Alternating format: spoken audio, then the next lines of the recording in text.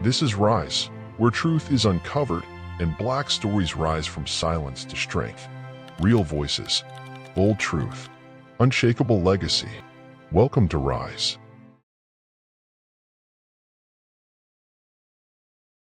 What happens when a billionaire thinks his money can buy him the right to humiliate anyone?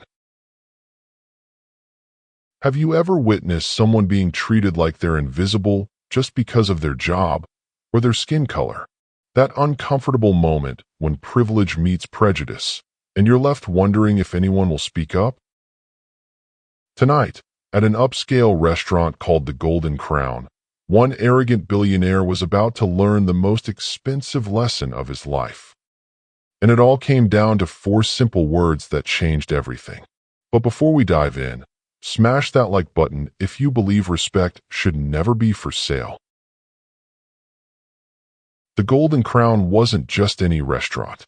Nestled in the heart of the city, this elegant establishment had become a beacon of black excellence, where soulful cuisine met sophisticated dining, where jazz melodies floated through air thick with the aroma of perfectly seasoned collard greens and honey-glazed cornbread.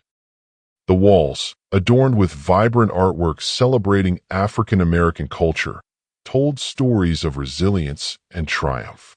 Every evening, the restaurant came alive with the gentle clink of crystal glasses and the warm laughter of patrons who treated this place like a second home.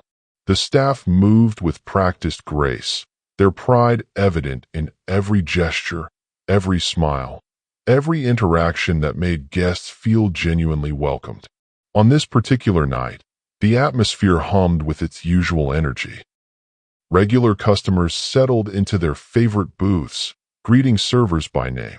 The soft glow of candlelight danced across mahogany tables as conversations flowed like fine wine. Everything seemed perfect, the kind of evening that would typically end with satisfied smiles and generous tips. But sometimes, perfection gets shattered by one person who believes their bank account gives them permission to destroy someone else's dignity. Enter Preston Whitmore, a man whose net worth exceeded the GDP of small countries, whose tailored suits cost more than most people's monthly rent, and whose arrogance matched his fortune dollar for dollar.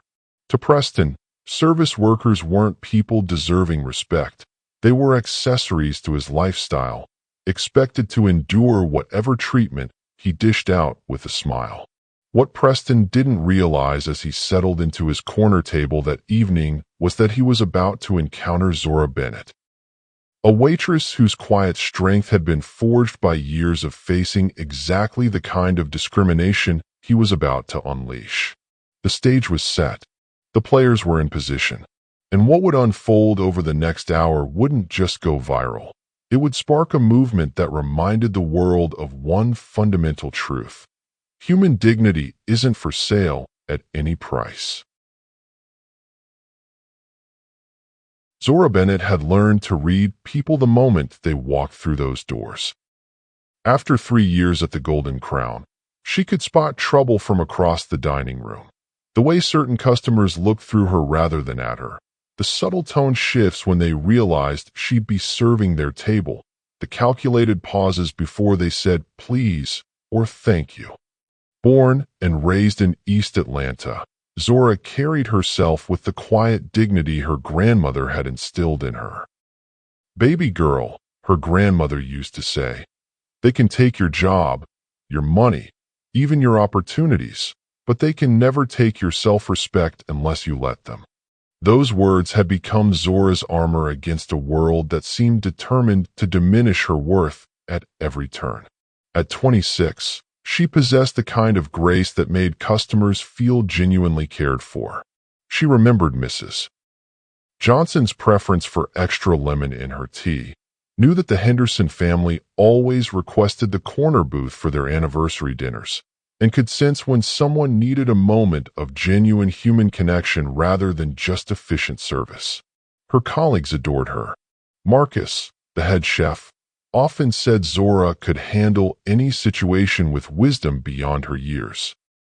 Imani Rhodes, the restaurant manager, had repeatedly offered her advancement opportunities, recognizing leadership qualities that extended far beyond taking orders and serving plates. But tonight felt different.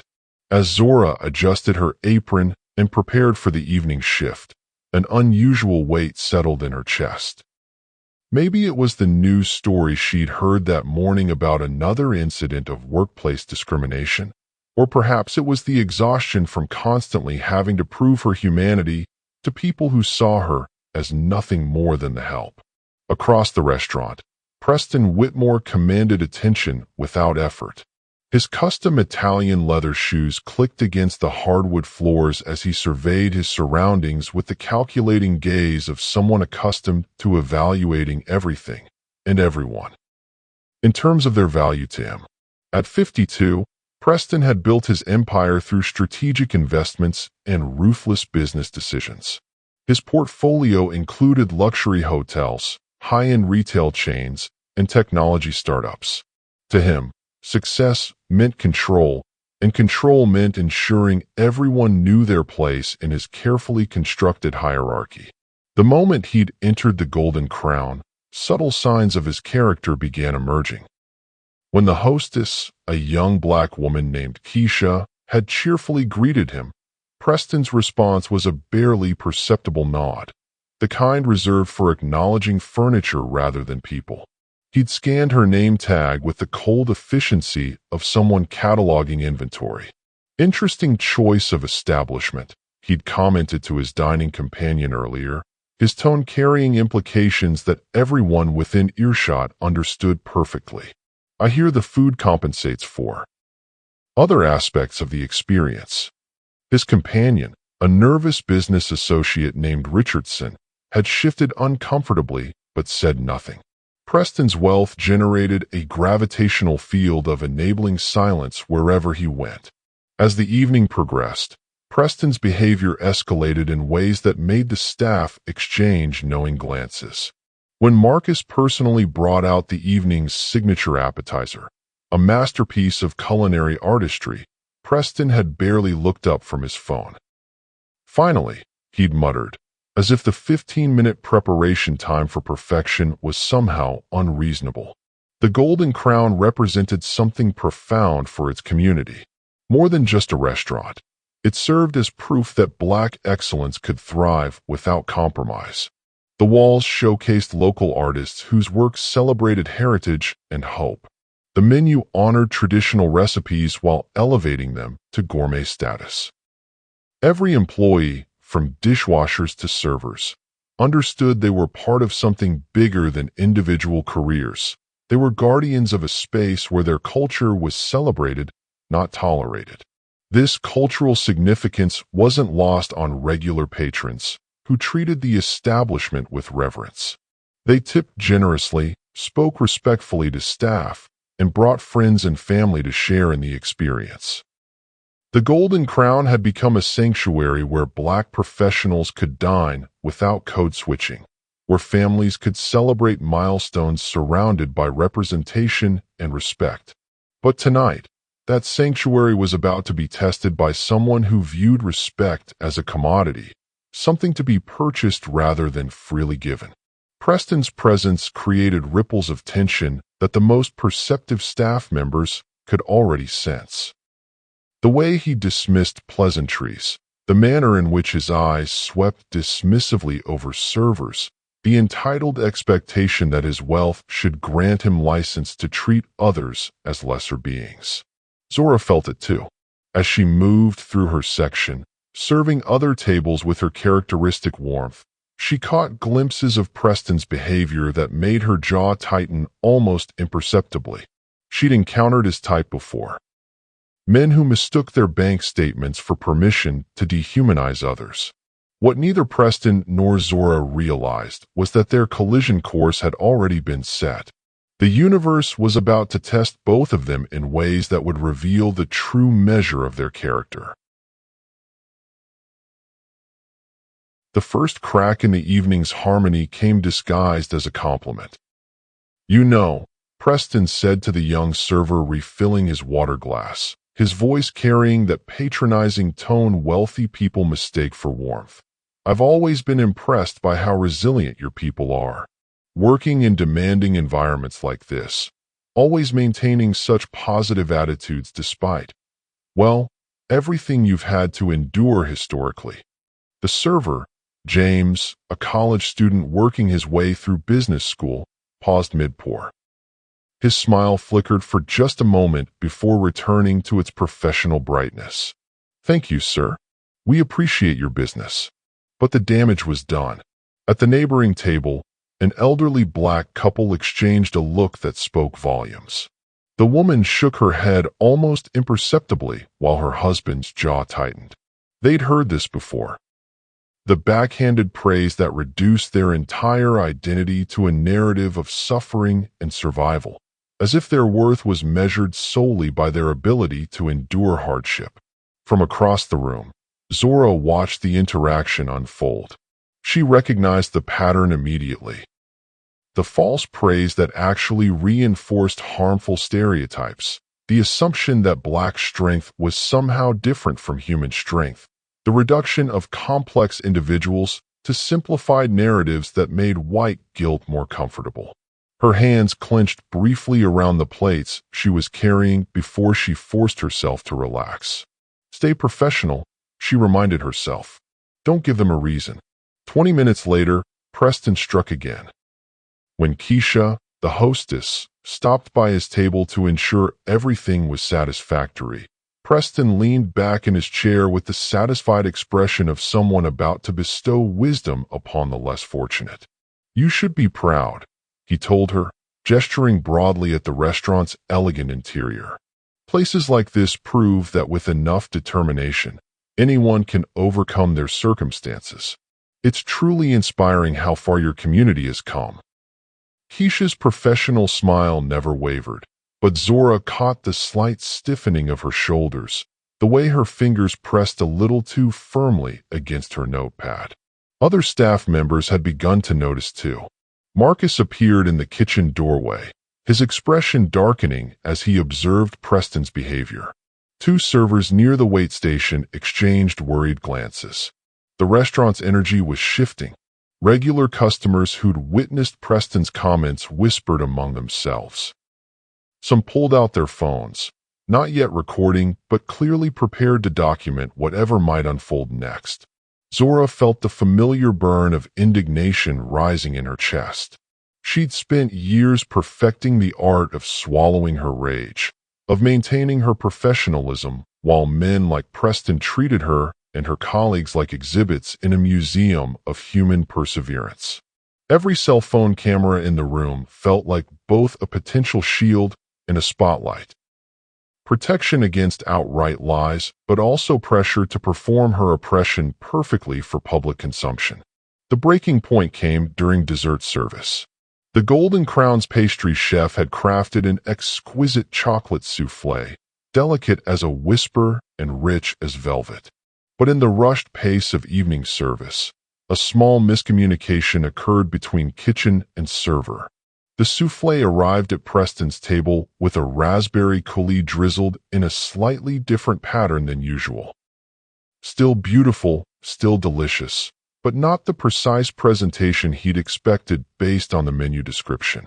It was the kind of minor variation that most diners wouldn't even notice, the sort of tiny imperfection that happened in even the finest establishments during busy evenings. But Preston wasn't most diners.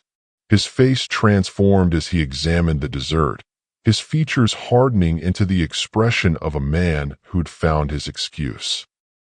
The evening's accumulated microaggressions had been building toward this moment. He needed a justification for the explosion he'd been preparing to unleash all night. The restaurant's atmosphere grew tense as conversations gradually quieted. Regular patrons sensed the shift, the way animals sense approaching storms. Staff members began positioning themselves with unconscious strategic awareness, ready to support their colleague while maintaining their jobs. Drop a comment below. Have you ever seen someone use a small mistake to justify terrible behavior? Preston's chair scraped against the hardwood floor as he pushed back from the table. The sound cut through the dining room's murmur like a blade through silk. He rose slowly, deliberately, his movements calculated to draw maximum attention. "Miss," he bellowed, his voice carrying the full weight of his entitlement and barely contained fury. The golden crown fell silent. Every conversation stopped mid-sentence. Silverware ceased its gentle clinking against china. Even the background jazz seemed to fade into respectful quiet, as if the music itself understood the gravity of the moment about to unfold. All eyes turned toward the source of the disturbance, then followed his pointing finger to Zora, who stood near the service station organizing menus for the next seating. She felt the weight of every gaze in the room, the collective holding of breath as an entire dining room prepared to witness whatever came next. Zora set down the menus with deliberate care, her movements slow and measured. She smoothed her apron, lifted her chin slightly, and began walking toward Preston's table with the kind of controlled composure that comes from years of practice in maintaining dignity under pressure. Her heart hammered against her ribs, but her footsteps never faltered. Every step carried the weight of every insult she'd ever swallowed, every moment of disrespect she'd absorbed in silence, every time she'd chosen professionalism over self-defense. Tonight, something felt different. Preston's voice cut through the silence like a whip crack, his fury finally unleashed after an evening of barely contained contempt. "I didn't come to a place like the Golden Crown to be served by someone who can't even handle a simple dessert." His words echoed off the restaurant's walls with venomous clarity. "Do you have any idea who I am? I've spent more money on wine tonight than you probably make in a month." He gestured dismissively at the souffle, his movements sharp and theatrical. "This is exactly the kind of incompetence I expected when I walked in here. I should have known better than to trust important business discussions to a place where the staff clearly can't maintain basic standards of service." The venom in his voice was unmistakable. This wasn't about dessert presentation. This was about power, about a man who believed his wealth gave him license to publicly humiliate anyone he deemed beneath him. His face flushed red with indignation, spittle forming at the corners of his mouth as his tirade continued. "I demand to speak with whoever's responsible for training you people, because clearly someone has failed dramatically in teaching you how to properly serve customers who actually matter in this city." The dining room reacted as if struck by lightning. Conversations didn't just stop, they evaporated. The elderly couple who'd witnessed Preston's earlier comments sat frozen, the husband's hand moving protectively to cover his wife's. At a corner table, a young professional quietly activated her phone's video recording, her face a mask of disgust and disbelief. More phones emerged from purses and pockets as other diners realized they were witnessing something significant. The soft glow of recording screens created an almost ethereal lighting around the confrontation, each device capturing evidence of Preston's explosive display of privilege and prejudice. A businessman dining alone shook his head in visible shame on behalf of his demographic. Two young women at the bar whispered urgently to each other, their voices carrying words like "unbelievable" and "someone needs to check him." The entire restaurant had become an unwilling audience to Preston's public demonstration of everything wrong with unchecked entitlement. Zora stood 3 feet from his table, absorbing every word like physical blows. Her grandmother's voice echoed in her memory. "They can take everything except what you refuse to give them." The familiar weight of choosing between her paycheck and her self-respect settled on her shoulders, a burden she'd carried countless times before. But tonight felt different. The cameras recording weren't just documenting Preston's behavior. They were witnessing her choice. Would she follow the script she'd learned so well, the apologetic shuffle of someone grateful for the opportunity to be humiliated? Would she retreat into the safety of the customer is always right, even when the customer was absolutely wrong? For a heartbeat that felt like eternity, time suspended itself. Zora's dark eyes locked onto Preston's flushed face, studying the man who believed his bank account granted him permission to strip away her humanity in front of a room full of strangers. In that moment of crystalline clarity, something shifted deep within her soul. Years of swallowed pride, accumulated indignities, and professional compromises suddenly coalesced into a single, undeniable truth. Enough was enough. When she spoke, her voice carried the quiet power of someone who had finally decided to stop apologizing for existing.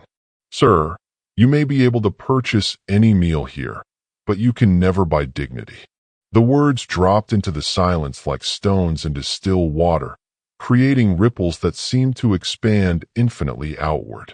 Simple, direct, devastating in their truth. Preston's mouth fell open, his prepared follow-up insults dying on his lips. For perhaps the first time in decades, someone had refused to be diminished by his wealth and status. The shock on his face was almost comical, the expression of a man discovering that money couldn't actually purchase human submission. The dining room erupted in a collective gasp that seemed to exhale years of held breath. Someone whispered, "Oh my God," while another voice murmured, "Yes," with barely contained excitement. The phone's recording captured not just Zora's words, but the immediate transformation of the room's energy, from horrified silence to electric solidarity. At the corner booth, the elderly woman squeezed her husband's hand and smiled for the first time all evening. The young professional recording the encounter pressed her free hand to her heart, her eyes glistening with tears of recognition and pride. Preston's shock quickly curdled into rage. His face deepened to purple as he sputtered, "How dare you? Do you have any idea what I could do to this place? I know people, important people, who could shut you down with a single phone call." But his threats felt hollow now, diminished by Zora's simple truth. The power dynamic had shifted irrevocably, and everyone in the room could feel it. Before Preston could continue his tantrum, Imani Rhodes appeared at his table with the calm authority of someone accustomed to handling difficult situations. Her professional smile never wavered, but her voice carried steel beneath the silk. "Sir, I'm the manager here, and I believe there's been a misunderstanding. If you have concerns about your dining experience, I'm happy to address them privately. However, I won't tolerate any disrespectful treatment of my staff." She positioned herself slightly between Preston and Zora, a protective gesture that spoke volumes about the kind of leader she was and the kind of workplace she maintained. The entire restaurant watched as Preston realized he'd lost control of the narrative entirely. His wealth, his connections, his usual intimidation tactics. None of it worked when faced with simple human dignity. If you think Zora just delivered the comeback of the century, hit that subscribe button. Within hours, the confrontation had exploded across social media platforms like wildfire in dry grass. "Waitress destroys arrogant billionaire with 4 words" became the headline that launched 1,000 shares. The video, recorded from multiple angles by different diners, spread across Twitter, Instagram, TikTok, and Facebook with lightning speed. Each platform added its own flavor of commentary, but the message remained consistent. Zora Bennett had delivered a masterclass in dignified resistance. The hashtags #DignityNotForSale and #ZoraBennett trended nationwide within 6 hours. Celebrities, activists, and everyday people shared the clip with their own stories of workplace discrimination and moments they wished they'd found the courage to speak up. But viral fame came with a double-edged sword. While thousands of supporters flooded Zora's mentions with messages of solidarity and admiration, she also faced a harsh reality. Standing up to wealthy customers in the service industry often carried professional consequences that moral victories couldn't offset. Anonymous reviews began appearing on the Golden Crown's business pages, clearly coordinated attacks questioning the restaurant's service standards and employee attitudes. Some were overtly racist. Others couched their venom in concern for customer service excellence. The pattern was unmistakable. Preston's network was mobilizing to punish both Zora and the establishment that employed her.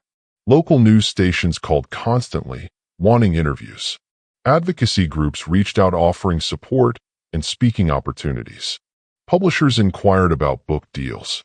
The attention was overwhelming for someone who'd simply wanted to finish her shift with dignity intact. Meanwhile, Preston Whitmore doubled down on his arrogance with the stubborn fury of a man unaccustomed to consequences.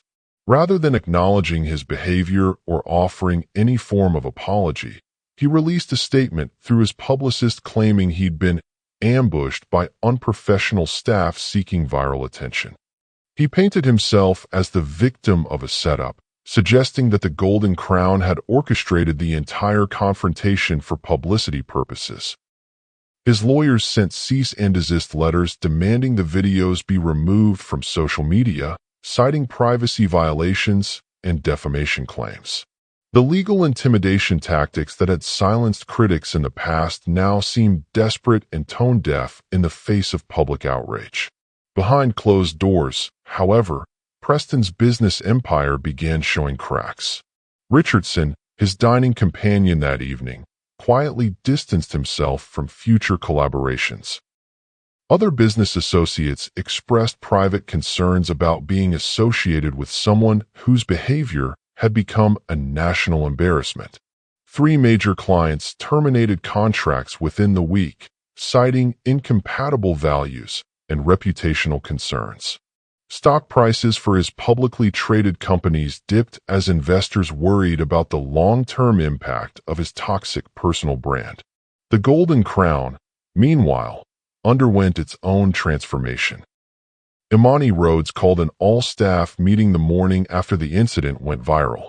"What happened last night," she told her team, "reminded us all why this place exists. We're not just serving food. We're protecting a space where our dignity is never negotiable." New policies emerged swiftly. A respect and dignity charter was posted prominently at the entrance, establishing clear expectations for customer behavior. Staff received training on de-escalation techniques and were explicitly empowered to refuse service to anyone who violated basic human decency standards. The restaurant's phone rang constantly with reservation requests from people who wanted to support the establishment that had stood behind its employee. Booking availability extended months into the future as the Golden Crown became a pilgrimage site for those seeking to experience authentic Black excellence and principled hospitality.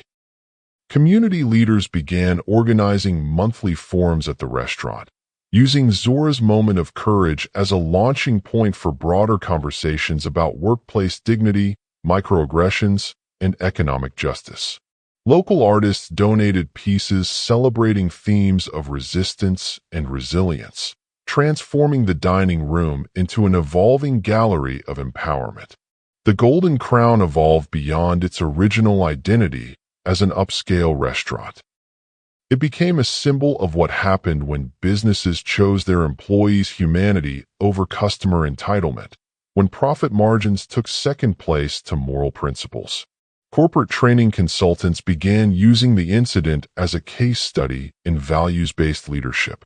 Universities invited Imani Rhodes to speak about creating inclusive workplace cultures. The restaurant's approach to the crisis became a blueprint for other businesses facing similar challenges. Most significantly, Zora's 4 words had given countless service workers permission to believe their dignity mattered more than customer satisfaction scores. Across the country, employees in restaurants, retail stores, and hospitality businesses began setting firmer boundaries, inspired by the woman who proved that respect truly wasn't for sale. The ripple effect continued expanding, transforming individual moments of courage into a movement that would reshape how society viewed the relationship between wealth, service, and human worth.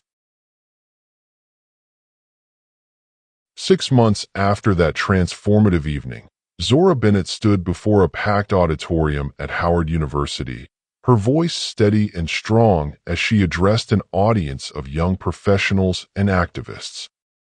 "I'm not just a waitress," she said, her words carrying the weight of hard-earned wisdom. "I'm a voice for all those who have been silenced by people who mistake their wealth for permission to dehumanize others." The journey from viral moment to movement leader hadn't been easy.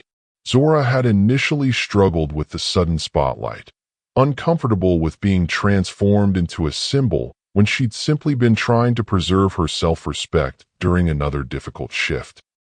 But speaking requests kept coming from universities, corporate conferences, and community organizations. Each invitation forced her to articulate something she'd always known but never expressed. That dignity was non-negotiable, regardless of your job title or bank account. Her presentations became powerful explorations of workplace dynamics, systemic prejudice, and the courage required to stand up for yourself when everything in society tells you to stay quiet. Students thanked her for showing them that resistance didn't require violence or anger. Sometimes the most revolutionary act was simply refusing to accept disrespect. The broader community transformation exceeded everyone's expectations. Conversations about microaggressions moved from academic circles into mainstream discourse. Local businesses began examining their own policies and training programs, recognizing that customer service didn't mean accepting abuse. The phrase, "dignity isn't for sale," appeared on protest signs, social media bios, and workplace posters across the nation. The Golden Crown had become more than a restaurant. It was proof that businesses could prioritize employee welfare without sacrificing success. Other establishments began implementing similar respect policies, creating ripple effects throughout the hospitality industry. Most importantly, service workers everywhere found their voices. Retail employees began declining to serve customers who treated them poorly. Hotel staff started setting boundaries with entitled guests. Restaurant servers across the country refused to smile through harassment and discrimination. Zora's moment of courage had given millions of people permission to believe they deserved better treatment at work. Her 4 simple words had evolved into a rallying cry for anyone who'd ever been made to feel less than human because of their job, their race, or their economic status. The lesson was clear. When you refuse to sell your dignity, you don't just transform yourself, you give others permission to do the same. Zora Bennett's story teaches us something fundamental about human worth. Dignity isn't a privilege earned through wealth or status. It's a birthright that belongs to every person, regardless of their circumstances. Her 4 simple words, "You can never buy dignity," became more than a response to one arrogant billionaire. They became a declaration that no amount of money grants anyone permission to treat others as less than human. The power of standing up for yourself extends far beyond personal vindication. When you refuse to accept disrespect, you give others permission to do the same. One moment of courage creates ripples that can transform entire communities, industries, and cultures. Zora's choice that night proved that sometimes the most powerful weapon against arrogance isn't anger, it's truth. What would you have said in Zora's position? Let me know in the comments. Share this story if it moved you. And remember to subscribe for more incredible stories of resilience and triumph. Your voice matters, and your dignity is never for sale.